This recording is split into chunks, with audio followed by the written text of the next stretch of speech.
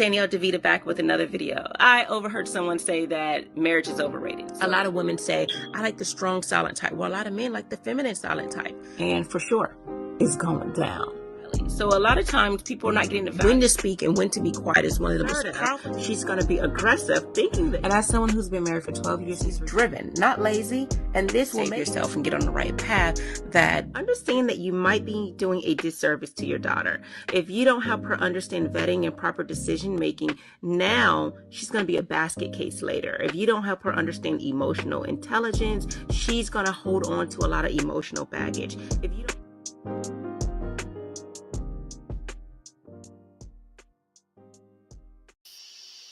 Hello, welcome to another live with Mrs. Danielle DeVita. I am Danielle. I am a relationship and femininity coach, and my goal is to help both men and women be in a relationship that's best for them. And to do that, I talk often about vetting, not being in a relationship longer than you need to be in, and if you're a woman, getting on your feminine journey, and if you're a man, reclaiming your masculinity. So if you haven't realized yet, I do have a book that's out for men, and it is called Command Respect from the Woman You Want. This is a quick guide for men. This is just a woman's perspective. What things that you can do that show us that, hey, you can be respected. And this is nothing that to take away from your masculinity, because we promote that here. We promote men who are reclaiming their masculinity, but there are some things that you would need to do, to show that you are a good man and man to be respected. And you don't have to put, instill fear into women. This is a way that you can command it just through your presence alone. Right. And there's things that you can do as women to show that you are marriage material, which is what we're going to talk about today. Late spring, I will have a book out for women. Right. Girl, go get your husband. So this topic today will kind of go towards what's going to be in the book as well. Now, if you're a teenage girl and you're like, I ain't trying to get a husband yet, but I do want to be feminine. I want to get on my feminine journey. I want to make sure I'm prepared to be a wife. I have a book called Boy Bye, because a lot of times, teenagers, their life is revolved around boys, but there's some other things you need to get, in perspective first about you and what you should look for as far as vetting for anybody that's coming into your life, let alone boys. And then, of course, how to properly look for men, right, as you get older. So I do have a book called Boy Bye that will be coming out this spring. And again, Girl, Go Get Your Husband for women. So definitely check those out. If you want to know more about any of those information, you can definitely go to my website, mrsdanielledevita.com. So my website has a plethora of things about my content, my way of thinking, my thoughts. I have little tiny blogs that are on there, so you'll definitely be able to get that content. So definitely go to my website, mrsdanielledevita.com. You can also get my book that's out. You can get it on the e-version, which is on Kindle, and you can get it the paperback. It's $7.50 on paperback. Kindle is, I think, $5.99. All right, so let's talk about today. All right, if you want, you can go ahead and call in. There's a number on the bottom of your screen, 813-816-1813. You can call in, or you can just go ahead and use the chat. Or you can get on camera. Let me go ahead and put the link on. So if you do want to get on camera, you can. I'll invite you on to have a conversation. Converse with me on camera. Click the link in the chat. Last week it was a recorded chat, a recorded conversation, so you were not able to do that. But if you want to converse with me on camera, let's see. Yeah, so converse with me on camera. There's a link in the chat, and let me go ahead and get my stuff up for phone calls. Let me get that in. So while I'm doing that, we are going to be talking about marriage material. A lot of people don't like that term, marriage material. And the reason why I think it's important is because I think that's the best way people understand. what does a wife look like? That's essentially what they're saying. What does a wife look like? And a lot of people say, well, I'm wife material because I can cook and I can clean and I can do all these domestic things. But it's really more about your character.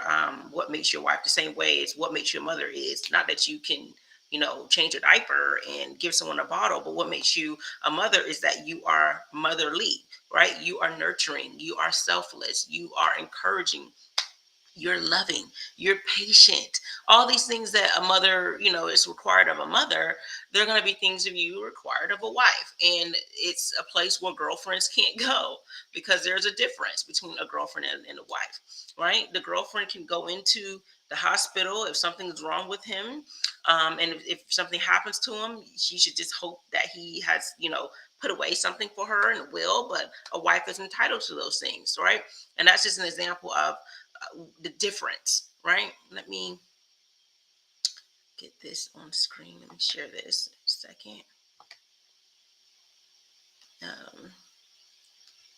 Let me get this off the screen. All right. So that will be up. All right. So let's get started with that. Actually, give me a quick second.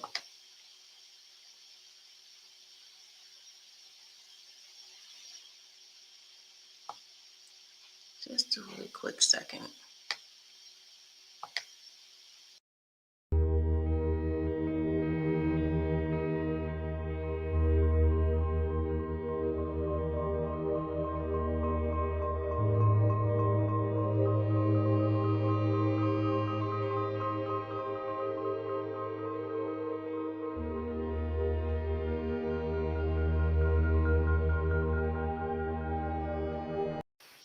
Okay, so I don't know where I couldn't find the button to get that off.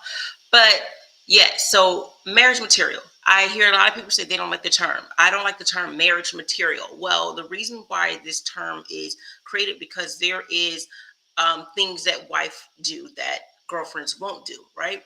The best thing that I can tell you is a wife bask in her femininity, right? A masculine man does not want to be with a masculine woman, aggressive women. A lot of people say, well, I have to, if you call me aggressive, but if men are aggressive, that's da, da, da, da. I don't think aggressive is good on anyone. Assertive is. Assertive is where you have this level of confidence. You know what you want. You go after it. You say what you mean. You do what the things that you say you're going to do. That's assertive. There's a difference between that and being aggressive, right? So you can be confident. You can. So I'm not saying you're going to be passive. So you're confident. You're assertive. You know yourself, but you bask in your femininity. That means you're okay with being a woman. You're okay with this man doing things for you. You are a person who not only is just receiving, but you can give as well, right? A lot of times, at least girlfriends of today in modern society are takers. They only like to receive. Give me everything. Give me money. Give me love. Give me attention. Give me time. Give me this. Give me that. Give me trips. Give me 5 stars. It's always give me, give me, give me in this today's society. When really we are not just receivers, but we're givers as well. And a lot of times, if you're not married, sometimes people don't understand that reciprocity. They don't understand that you also have to be giving. So the same way you want love, you need to give it. And what love is for men is respect. A lot of times people say, well, if you don't act like this, then I'm not going to give you respect. I do think you should be respectful to everyone. Now, again, in that book, there's ways you can get a woman to respect you just by things that you can do as a man, if you're listening. But as a woman, as a wife, there's things that you need to do to show that you're wife material, right? We always talk about husband material. A husband is a man who is a provider. He knows how to provide, and it's not just monetary. He provides his wisdom, right? He's providing his time. He's providing his love. He's, providing his expertise, his leadership, right? He's a protector. He's not just protecting you physically, like your security. He's protecting your health. He, making sure your well-being is good, your um, physical well-being as well as your mental and emotional well-being. So he's not out to hurt you. This is a person who everything he says and does is within love. Now, just because your feelings are hurt doesn't mean this person doesn't care about your well-being. Now, if he's personally trying to mistreat you, that's different. But a lot of times we are looking at a man and he's like, well, he needs to have the money, he needs to be this tall, he needs to be that, he needs to be this, he needs to be the provider and the protector and da da da da. But what are you doing as a woman? Are you just the cute girlfriend? Are you the one with your hand out? Give me, give me, give me. Give me your wallet. Give me your time. Or are you a wife? How can I help you? What can I do for you? Oh, you need peace because you had a long day at work? Oh, you need my time as well? Oh, you would like for me to help and provide and do for you, and do some things for you as well, right? Acts of service. Oh, you would like respect. Okay. Oh, you would like encouraging words instead of, talking to you like you ain't ish and like you can't do anything, right? Oh, you want me to be encouraging the same way I can show that I'm a good mother. I'm encouraging, I'm uplifting. I make you feel good. I make you feel adequate. I make you feel valuable in my life.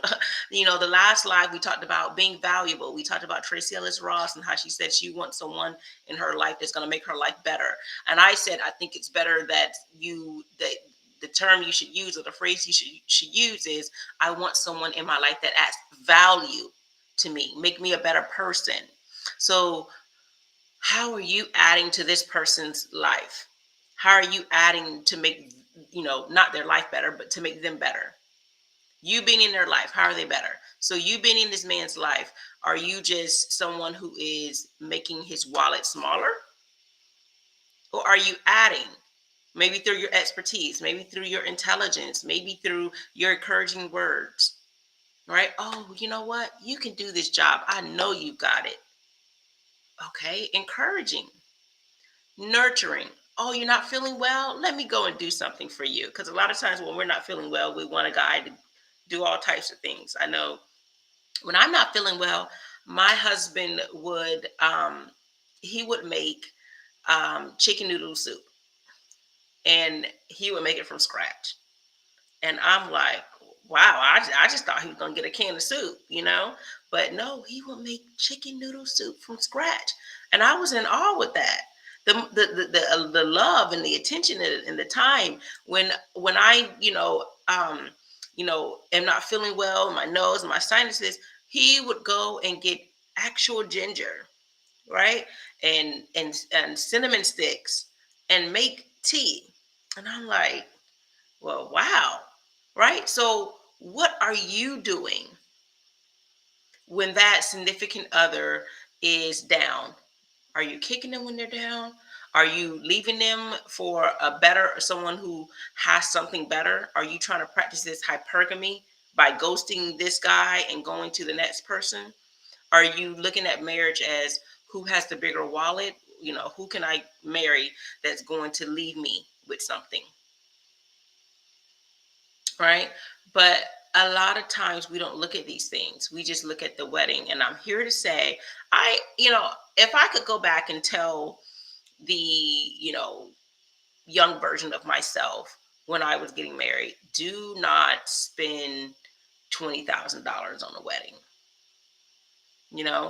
Invest in your marriage, not in the wedding, invest in your marriage, because you can spend so much money on a wedding and all these people, half of them don't even know you. Some do know you and they're not going to be constantly in your life and in your marriage. Some people are there, maybe they hope to see you fail. Some people just assume, oh, they're married, or they're just there for the show. Who knows? They're there for the food. Whatever the case may be, at the end of the day, it's going to boil down to you two.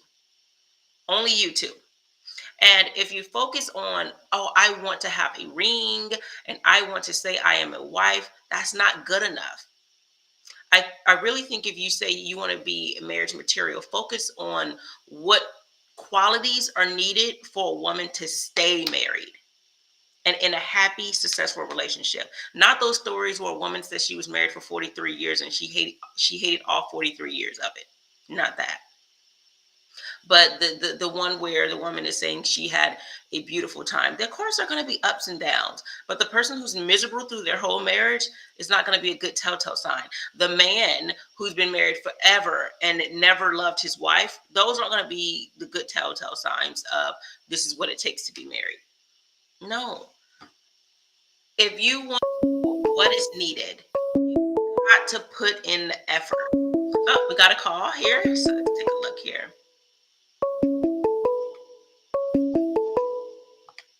Hello, how are you? Miss Daniel DeVita, how you doing today? I am doing well. How are you doing? Great, great. It's good to see you back live and in full effect. Yes, I am live. I am live. Definitely. How can I help you? Well, like with your topic, being marriage material, normally, it seems like we always have bad or, negative stories to talk about or things to bring up, but I actually have a positive story. Okay, My, yeah. this summer, I, along with my extended family, we were going on a cruise, a week-long cruise. My uncle Jackie, he and his wife, they're celebrating their 50th wedding anniversary this summer. Okay. So they were going to have a big week-long cruise for extended family, and they were actually going to have a ceremony on the ship, in regard to the 50th wedding celebration. So, and they, no wedding is perfect, but they've made it, and from my understanding, the good times are far outweigh the bad times. They have two daughters, they have a son-in-law, they have a grandson. So, Wow. And you yeah, said 50 years? Yeah. Wow. They'll be celebrating their 50th wedding anniversary. Yep. Wow, that's awesome. Yeah, and these are the people you want to listen to who they've been married for 50 years and they're saying they enjoy being married. Not like, oh, I hate all these years I've been married. So these are people you definitely want to listen to. And 5 decades is a long time. They've probably gone through a lot and can tell us a lot. Even for me, I've only been married for coming up now on 13 years. I'm pretty sure they have stories for days that all women can learn from, and all men who want to be husbands can learn from. Oh yeah. Do you ever talk to And them and ask them questions like that? well, yeah, I talk to them from time to time. They're both retired now, but when they were both working, they were busy. Now that they're both retired, they're keeping busy. He worked for the railroad company, and he was also a reservist in the military after his initial full time in the military. And then she was a nurse, a head nurse at a hospital. So they, lived some very busy lives. And now, even being retired, they're still not really sitting down. They're not at home watching Prices Right and TV. They're still up and out and about doing things. So, I, talk to them when I can. So. Well, that's good, and that's good that they're moving about, because a lot of women are saying the men that are what we call like straight laced dude. They got their head on straight, they're doing things, and they spent years providing and protecting, and even if they're retired now, they call these guys lame and corny. But if you're with the guys who are not doing what they need to do, go to work and take care of you, then the marriage won't last, because they'll be ghosting you. They'll be looking for the next best thing. But you're talking about someone who's been married nearly 50 years and they're still out and about doing things together, right? So that's like a beautiful story. Yeah. They definitely, they are, a model of, what I and hopefully other people aspire to be. I mean, maybe once I get to the point of being married, then I could, reach out to them and, get some of their wisdom then when I'm actually, got my foot over the marriage threshold. So that's why I don't, I guess, talk to them so much now in regards to relationship stuff. So, All right. Well, let me ask you this while I have you on the line. Do you think a lot of women are marriage material in today's society?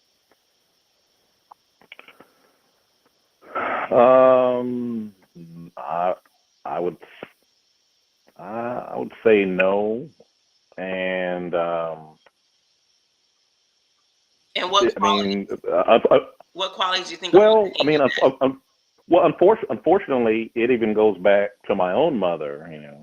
My mother, she was a career woman, and she got her degree in finance and accounting, and she ended up being in the end a vice president at one of the the big four banks here in the U.S. And you know people, especially ladies, they want to put forth a uh, serious effort to try to rise through the ranks and move up the corporate ladder.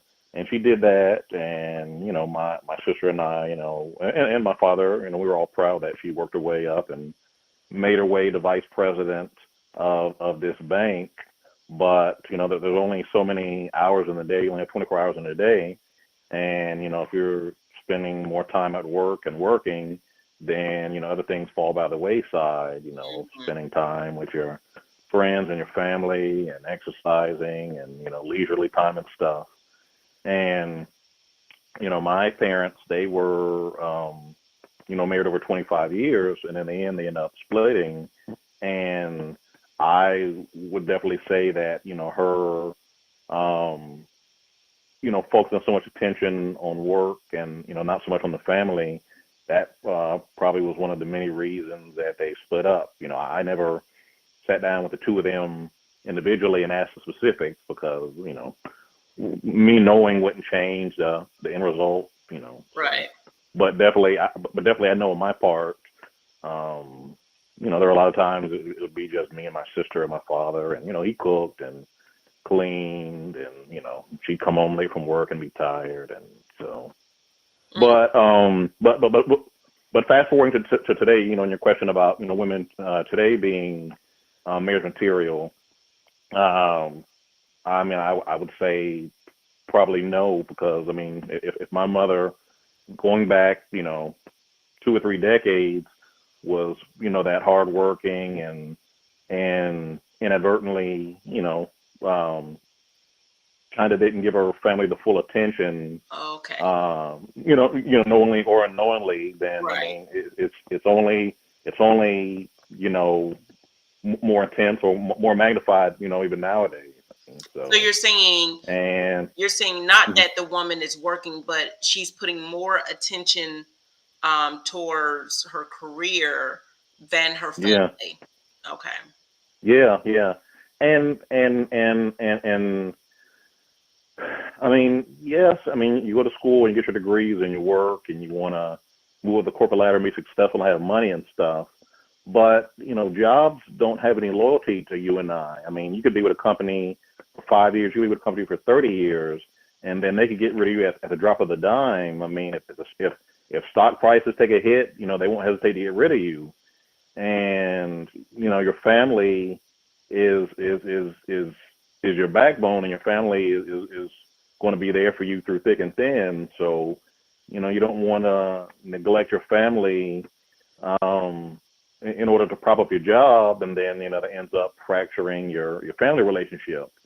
And I think, unfortunately, a lot of women, they work so hard and they put so much effort towards their job, and then like I said, the family life, whether their spouse or their children, fall by the wayside. And they might not mean to do it on purpose, but it just happens. Like I say, there's only so much time in the day, and then in the end, I mean, maybe you might excel in your job, but your family's going to fall by the wayside. So I mean, family is is before anything else. I mean, jobs come and go, but I mean, if I was a woman, you know, I feel like my family would be first and foremost. Jobs come and go. I could find a new job, but I can never replace my family. So. Right, right, and I think that well, I know a lot of women, they find their value in their position, their occupation, their job, their career. Yeah, But I really yeah, think that you'll find it'll be more valuable to find your value in family, because family, represents a lot. And it represents not just your identity, not just, oh, you're a mother or you're a wife, but who you are to them. Because for most of the yeah, time, people don't just see you as just the mother, the wife. They're the person that you can talk to, your best friend if it's a spouse, or the person who, heals and helps, right? The confidant, especially you have children, look at their mother. So I do think that you can find value in family other than just your identity as a mother and a wife. I do think that. I think there's a lot of richness in family. So now I'm not saying that you can't have a career, but yeah, yeah, just like yeah, you're saying, you want to figure out yeah, what's a priority, what's important. yeah, Yeah. yeah, yeah. I mean, yeah, because I remember years ago, the great comedian George Carlin. He was a very intellectual comedian, and he would talk about a lot of real life things, things that make you go and I remember him saying in the past about how we have bigger houses and smaller families. We have more degrees but less sense. We have more knowledge but less judgment, and we you know work too much, and then you can't even be able to enjoy the things that you actually work for. So Right, right. And I'm thinking, while you're saying that, I'm thinking about this TV show, Being Mary Jane. I don't know if anybody's seen that with Gabrielle mm, Union. And we see this woman that's climbing up the corporate ladder. She's trying to have her big day, and get on TV, and she finally finds this person that she loves, and here she is, probably 35, or just past 35, and she's trying to freeze her eggs because she won't be yeah, able to have children, or she don't think it's possible, right? So I think I'm seeing a lot of, it's a true depiction of what, today is. A lot of people are trying to move up the corporate ladder. Like, I can have children. I've seen plenty of women have children past 35, and I can do yeah, infertility, and not realizing how expensive it is, how unsuccessful it can be. And yes, you can freeze your eggs, but like, man, the fact that this is something that people are willing to do rather than have the family early, right? I do think society puts pressure on women to yeah, forego family, but I'm not seeing that much of a shortage of children. I feel like I'm seeing more of a shortage of families, like actual a family unit, marriage. I see there's a lot of single women, and single women, single and with children. So well, hey, not seeing that yeah, a shortage in oh, wait a minute. but family and marriage, yeah, they put that on the back burner. Oh, yeah, yeah, like I say, I mean, even, yeah, I mean, like I say, George Carlin, he was like, these are the days of two incomes but more divorce, fancier houses but broken homes, so. So what's another quality that you think is lacking for women to be marriage material? You mentioned putting too much time in work rather than family, and what else? um well well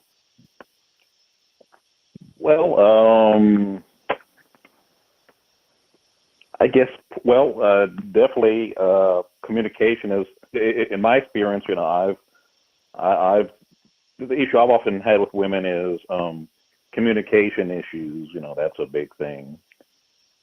So they don't communicate like And they want, so they're not or they're in relationships but not properly communicating what they want out of the relationship, which shows, or they're not communicating that they want to be married. well, just Well, I mean, the relationship just can never, get to the point of, evolving, to the of evolving and progressing to the point of marriage being on the table. I mean, you're married, and I've often heard a lot of married people say that, communication is big as far as, a marriage and it, progressing and staying together, and so you know can't even you almost can't even communicate effectively and clearly and openly and properly with people nowadays to even get to the point of an engagement or getting married. So Well, yeah, that's true. I think, and one of the biggest things of a lack of communication is transparency. A lot of people are yeah, not even transparent in their thoughts and their views and how they feel. Everyone is there's this representative that people are showing, this fake side of them. So they're not even really transparent. You don't even get to see the real them. Either how they feel about the relationship, what they really want out of a relationship, or just transparency and what they look like. Because a lot of women, you see one side of them, or not even just physical, but their behavior. You see one side of them, and then later on you find out she's emotionally, you know, um, emotionally retarded, so to speak, right? There's no maturity there, right? You see that maybe she doesn't even look like the way she says she looks. She looks different. So I think we're seeing a lot of that in the Western society. So a lot of people aren't even transparent, right? And a lot of people do, yeah, like you said, they don't even have enough intelligent conversations or a lot of emotional maturity to even move the relationship and for it to evolve into something serious enough to be marriage material. yeah. Because I mean, like with two people, I mean, no two people have to be um, The same. exactly the same. I mean, you don't have to have the entirely same interests and likes, but I've I found that um, that's often just because I and maybe the woman that I'm talking to have different interests, then they will write me off just because we have different interests. Right. And I mean, I don't feel that that's a reason just to write me off. I mean, there's no way I expect to come across a woman that likes every single thing that I like. I mean, but I'm open to things that she likes. Maybe she could introduce me to things that she likes, and then hopefully she'll be open to taking part in things that I enjoy. I mean, Yeah.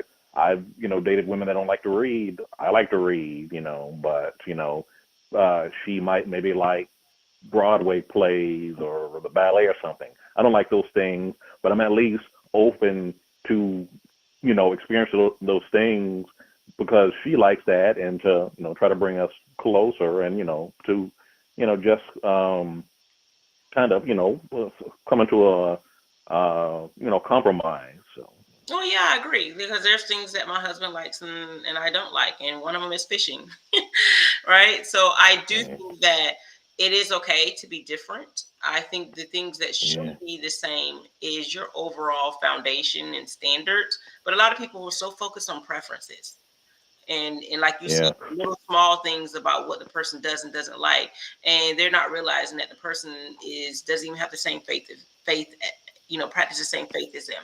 They don't even believe in marriage as them. They don't even want to have children, but they're worried about them both not liking the same kind of music and having the same interests. yeah. So they're missing the boat on those things.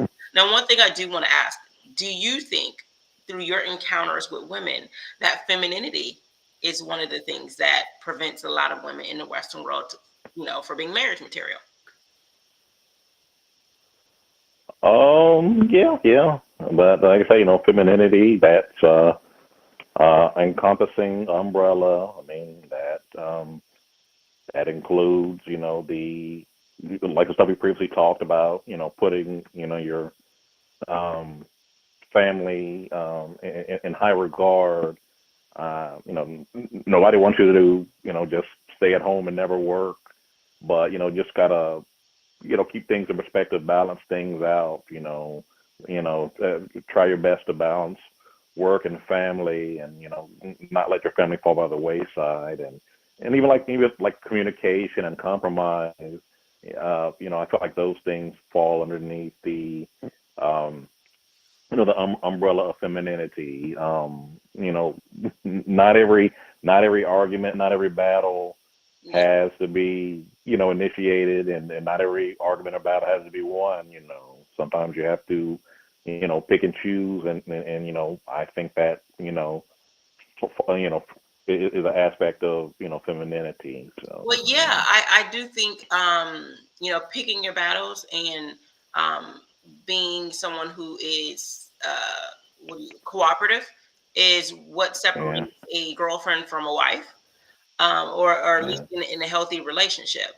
Now, speaking of that same umbrella, do you think a lack of respect for men, or the men that the women are with, is a reason why either marriages fail or women can't get towards marriage? Just the lack of respect. Mm, well, I mean, the lack of respect. I think that. Well, I mean, nobody wants to be disrespected, man or woman, but I would imagine that some of these guys that are disrespected by their ladies, that might lead to why they do stuff like like run off and cheat and stuff, because they're not good at communicating with their partner, and then rather than being able to express the issue that they have with the woman, and then they also don't want to just do the right thing, and then cancel the relationship altogether. They run off and sneak and cheat with other people. So that definitely uh, is something that disrespect from a woman could lead a guy to do. I mean, me, like I say, I've never cheated on a woman. If I get to the point where, like I say, I'm disrespected, and it's just not going well, I'm just going to break up with you, as opposed to cheating on you. But not every guy is like that. Some guys will run off and cheat, behind their girlfriend or behind their lady's back. So I mean, I definitely think that comes from the woman disrespecting them, or on the flip side, um, maybe the woman has been great to the guy and he's just disrespectful to her, but that has to do with his character, and her not properly vetting who she was dating. So Yeah, I agree with that. I do think vetting, and I'm glad you said that. Vetting is a huge thing that will make you a marriage material as a woman. Because now, if you're saying you're a wife, you should be properly vetting to see what would be a good comparable husband, right? It would be such a shame to have all the qualities of a wife and you get with someone who's not even husband material. You're a good woman and you've wasted so much time with a man who's not providing, he's not loving, he's not, a protector, he's not even a leader. He can't get off, get up, from playing this game to work or to do anything. Right. So, or to be a good father, he can't do that. So it would be sad to be work towards being a wife material without vetting for the right man. So I'm glad you mentioned vetting, because that's probably one of the biggest things that can help you be marriage material, properly vetting. But you do have to be ready for that man. You can't ask for a husband and not want to do what it takes to be a wife. So oh yeah, oh yeah, yeah, yeah. There's yeah, more than just a shiny ring and a fancy wedding ceremony, and reception and a lavish honeymoon. Yeah. yeah. Well, this was a really good conversation. I love the fact that we talked about this, because there's a lot goes on to being a wife. It is. It's not even, like I said earlier, it's not even enough to just have a wedding. It takes hard work, right? It takes a lot of effort. When I say hard work, it takes a lot of effort and a lot of care and attention to your relationship for your marriage to grow and even continue. on, so where it is not feeling for divorce. Going back to what you said about communicating and the whole thing about disrespect, there's this it was a thing that was done a while ago. I don't know if you heard of it. It's called the magic ratio, and it's for every Hmm. five conflicts, how, and there should be one negative, basically 5 to 1. So for every five conflicts, five of them should have ended positively versus one. So Hmm. a conflict is just any dilemma, a plate breaks, or you forgot to do something and then the other spouse was upset. Did it end in something positive, or did it blow up and become this big thing? And Yeah. if the relationship goes on and there's usually five positive interaction before you even get a negative one, they said the relationship is likely to last. But if you have more negative interactions throughout Yeah. these five conflicts, like, so if there's five conflicts and all five of them blew up, your relationship is likely Yeah. to go go down the dumps, right? It's likely to lead to divorce. So what would Yeah. you think that these conflicts, because you said the biggest thing for you is communication, do you think these conflicts is due to communication, and that's why things blow up and becomes a negative interaction rather than a positive one, because people are failing to properly communicate in a healthy way? Well, yeah, yeah, yeah. I mean, like, I mean, I would imagine, argument would come from, maybe one person didn't do something the other person wanted them to do, maybe a task, or maybe they, um, work too late and, miss some important event, or, and, yeah, I mean, if the person, like, you get to work late and miss the thing and you didn't properly communicate, to your spouse that, what was going on, then that could definitely cause some issues.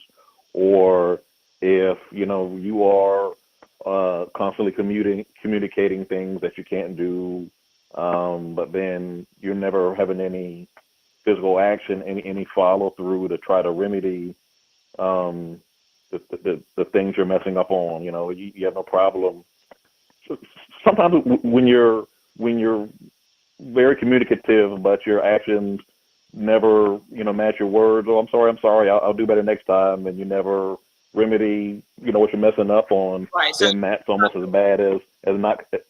Yeah, that's almost as bad as not, communicating at all in the beginning. So right. So you're saying the person is constantly saying, "Oh, I'm sorry. Oh, I'll do better," but they never do. yeah, Right. yeah, that's all. Yeah, yeah, yeah. Actions speak louder than words, and sometimes, when you're saying all the right things with your actions, or not matching all the nice things you're saying, then that can almost that could be just as bad, if not worse. So Yeah, I agree. I agree. All those things go into, um, communicating and effective and healthy communication. Because as I mentioned before, negative communication can be part of disrespect. It can be part of, emotional, unintelligence, right? So I love that you called. I truly appreciate this conversation, because it is good to have a male perspective on things, at least their thoughts about what they're seeing in women, because that's highly important, because men are the one that's deciding whether they want to propose or not. So I love this conversation. I don't want to get the live going on too long, so I'm going to end it. yeah, yeah, But yeah, thank you so much for calling in. I appreciate it, and I'm glad to be back talking to people instead of a recorded live. So I appreciate it. just gotta have you back. Yeah, Yes, we'll see you again on Thursday.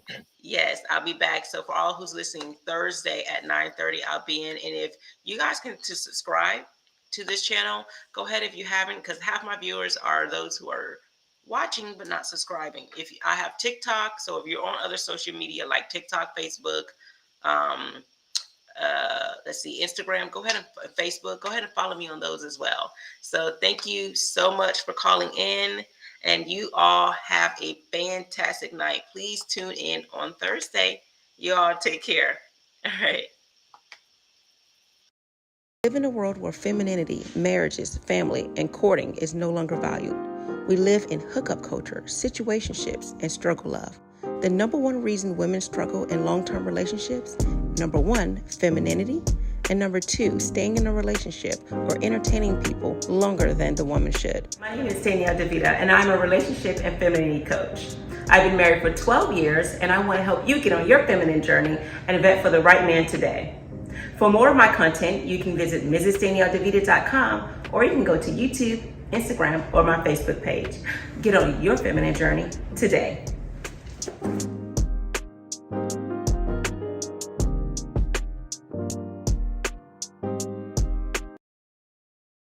Perk 101.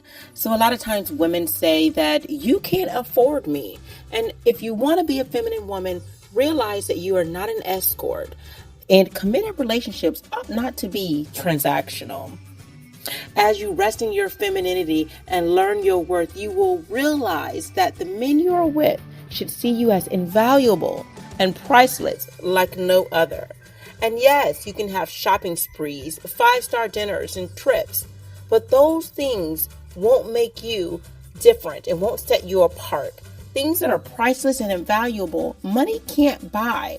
Money can't buy peace in a relationship. Money can't buy your love. Money can't buy your joy, your joyful spirit. It cannot buy your gentleness, kindness, your self-control is in controlling your emotions and how your responses to things, your personality, your attitude or mindset as a whole. If you notice, these are also fruit of the Spirit from the Bible, right? If you're looking to be a Proverbs 31 woman, you definitely want to make sure you have these. So if you're having talking points of you can't afford me, realize that these are talking points of a basic chick or a modern woman. You want to be different. So get on your feminine journey today. You can also visit MrsDanielleDeVita.com or visit me on other social media platforms.